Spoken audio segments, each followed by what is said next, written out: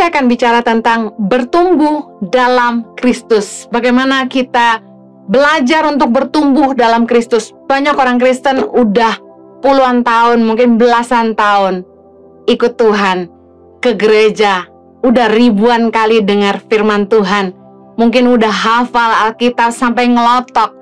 Tapi bagaimana kita bisa tahu bahwa kita sungguh-sungguh bertumbuh dan menjadi dewasa dalam rohani? Mari kita lihat 3 tanda kedewasaan rohani. Yang pertama, mengerti dan menghidupi kebenaran. Yang kedua, tidak hidup untuk diri sendiri.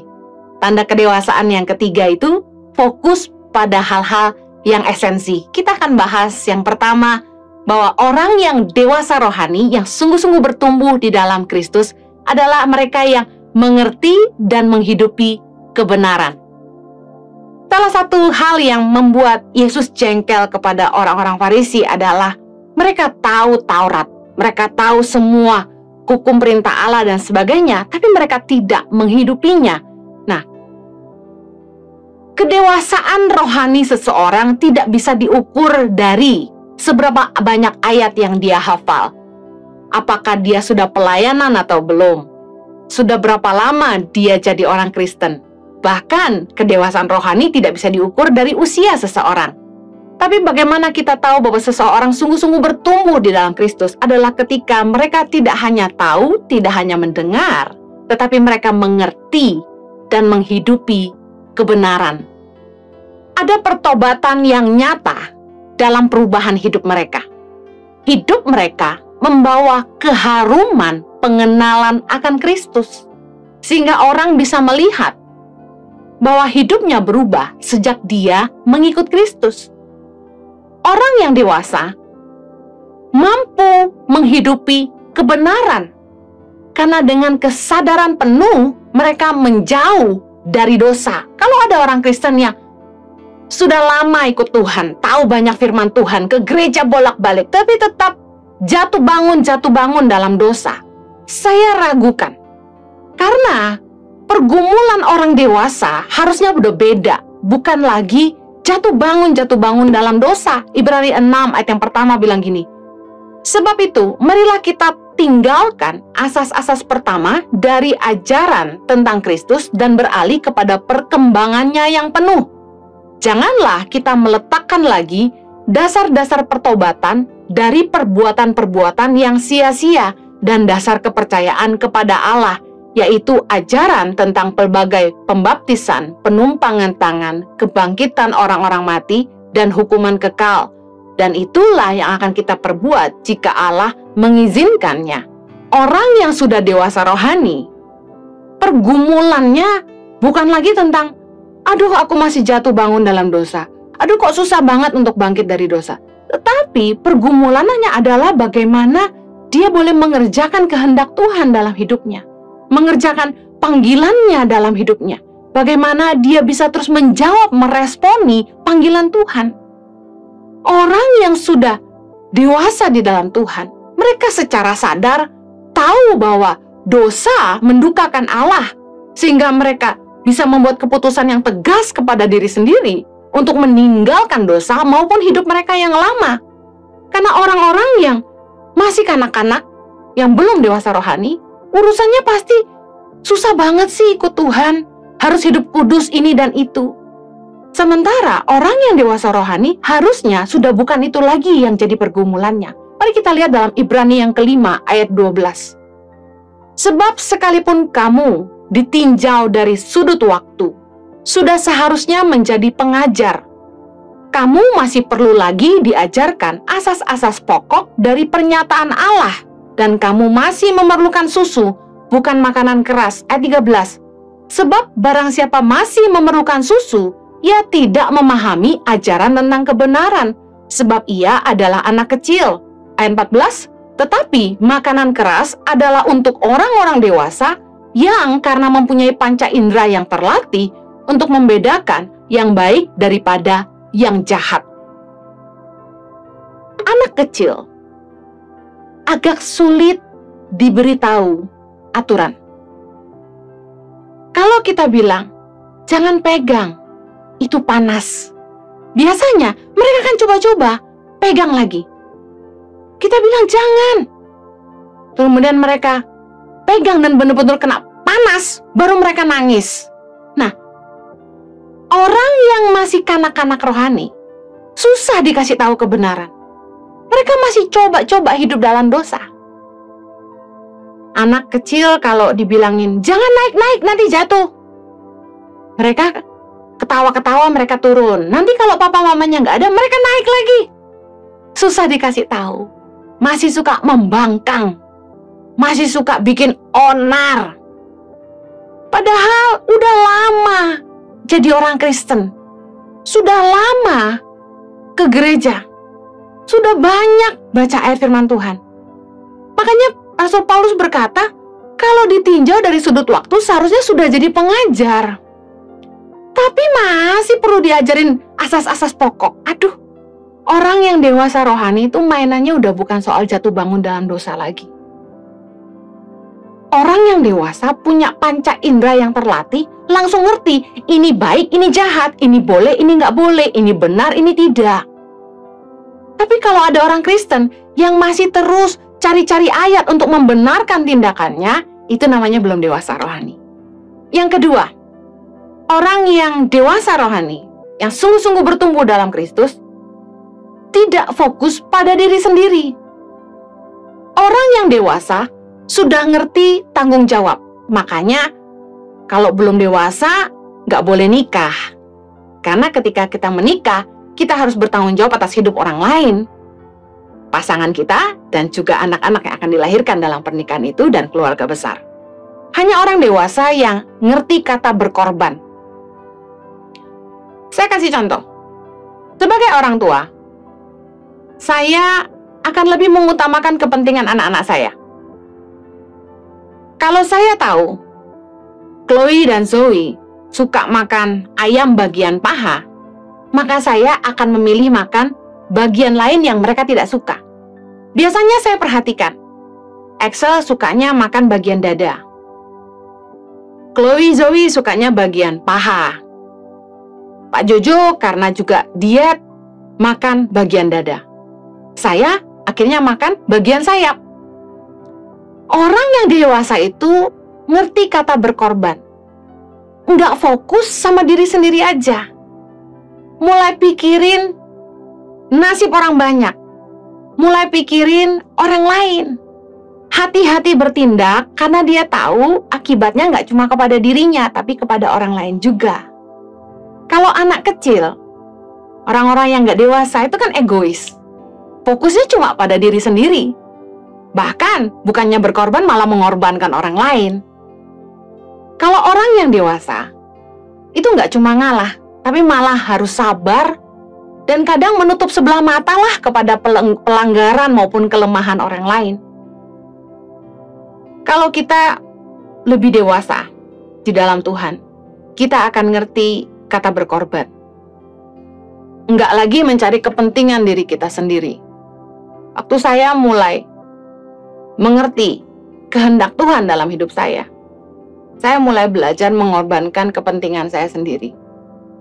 Saya dan suami, kami cicil rumah di Jakarta. Kami pakai cuma satu kamar untuk kami berlima. Selebihnya satu gedung itu dipakai buat kantor. Staf tinggal di situ belasan orang. Kami makan di kantor kami, anak-anak belajar di kantor kami. Kami tidur di kamar kecil 3,5 kali 4 meter. Chloe Zoe Axel tidur di kasur 200 kali 200 bertiga dari kecil. Kami tidur dengan kasur tambahan di lantai 120 kali 200. Nggak nyaman sebenarnya. Tetapi saya lebih mikirin kebutuhan orang banyak. Daripada yayasan mesti sewa, lebih baik udah pakai di rumah kami aja. Kalau kita dewasa rohani, kita nggak lagi mikirin kepentingan diri kita sendiri, tapi apa yang dibutuhkan untuk pekerjaan kerajaan Allah. Orang yang dewasa itu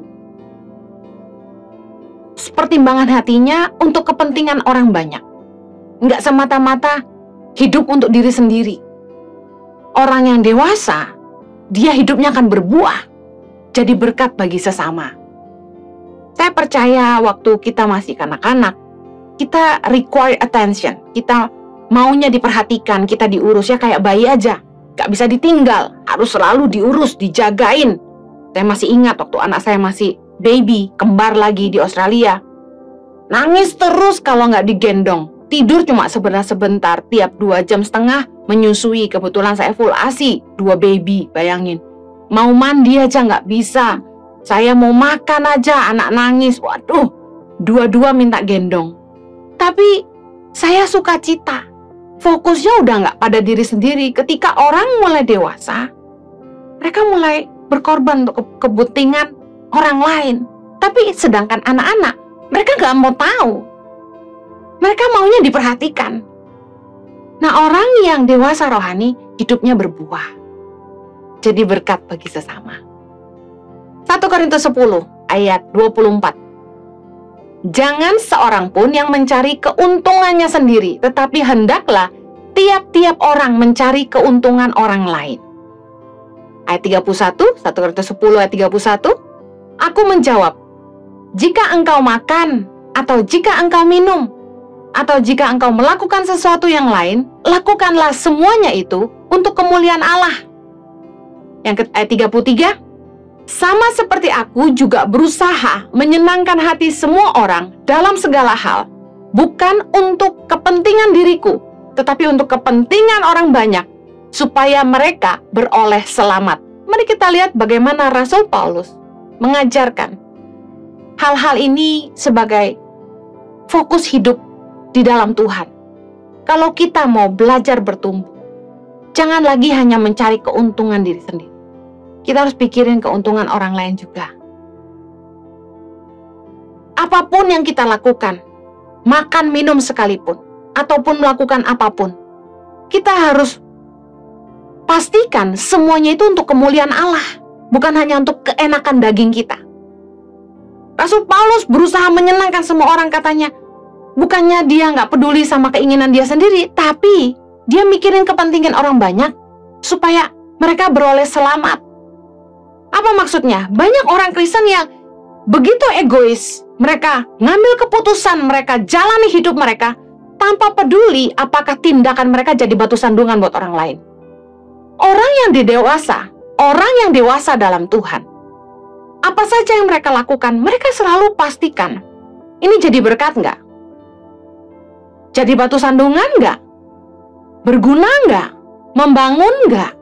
Nggak semata-mata, ya suka-suka aku, mau-mau aku. Ada teman-teman sesama pelayan Tuhan yang seringkali posting, mereka punya hobi minum minuman keras. Saya nggak masalah dengan hobi Anda masing-masing. Tapi kalau Anda seorang pemimpin di tengah jemaat, harusnya Anda hati-hati dengan apa yang Anda posting di sosial media. Apakah itu membangun, apakah itu jadi batu sandungan. Kalau Anda lagi ngajarin orang supaya nggak agamawi, bukan begitu caranya. Tapi saya yakin, kalau orang mau dewasa, mereka ngerti. Mereka punya panca indera yang membedakan yang baik dan yang jahat, kata firman Tuhan. Kalau kita dewasa dalam Tuhan, kita tuh nggak punya mental tikus. Apa itu mental tikus? Tikus tuh nggak peduli, kotor yang penting hidup. Kalau kita mau dewasa, jangan lagi hidup di tempat yang kotor. Tikus itu kalau nggak ada yang lihat, dia sikat, ya. Di asrama katanya ada tikus masuk, lalu mulai bersarang, curi makanan. Nah, kami kejar, cari rumahnya, buang tempat persinggahannya tikus-tikus ini. Saya lihat tabiat tikus. Kalau nggak ada yang lihat, apapun disikat. Jangan sampai kita jadi orang Kristen yang punya mental tikus. Nggak ada yang lihat, kita sikat. Ada lagi pepatah berkata gini, kucing tidak ada, tikus berpesta pora. Nah, mental tikus seperti ini, pemimpin nggak ada, ya nggak kerja. Nah, kalau Anda orang Kristen yang dewasa, bedakan. Oh, itu kotor, saya nggak mau. Jangan punya mental tikus, nggak peduli kotor, yang penting hidup. Oh, sorry, ini uang kotor, saya nggak mau. Mendingan hidup sederhana daripada kita mengotorkan tangan kita. Terjaga kekudusan.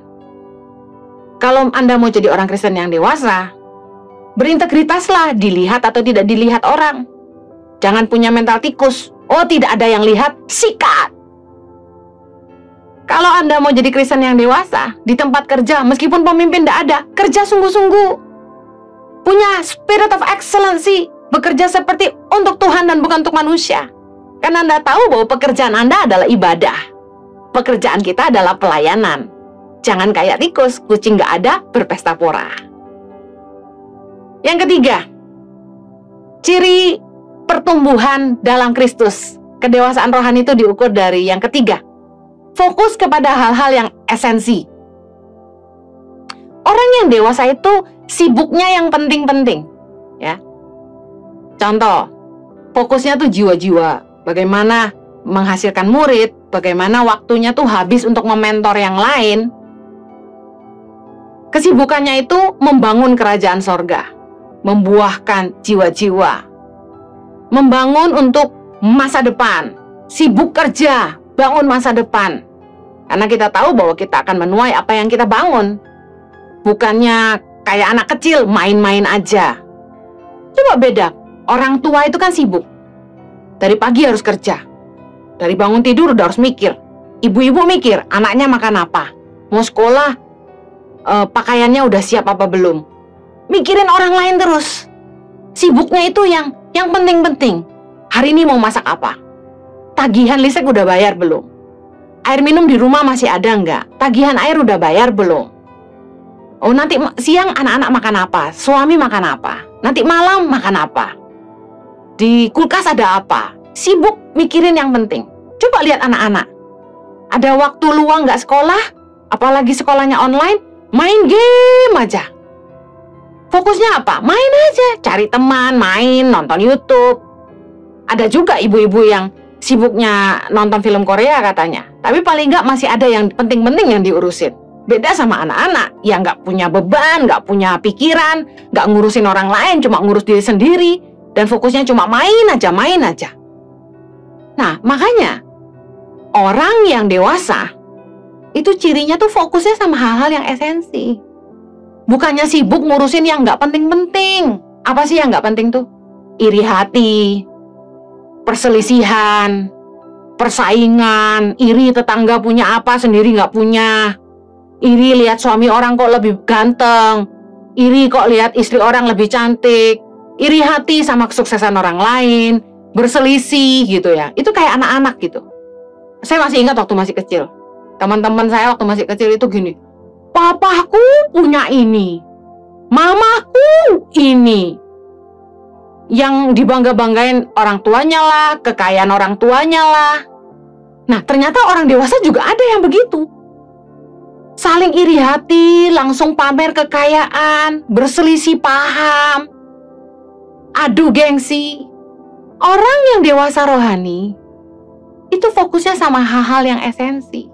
Mari kita lihat sama-sama dalam 1 Korintus 3 ayat yang pertama. Dan aku, saudara-saudara, pada waktu itu tidak dapat berbicara dengan kamu seperti dengan manusia rohani, tetapi hanya dengan manusia duniawi yang belum dewasa dalam Kristus.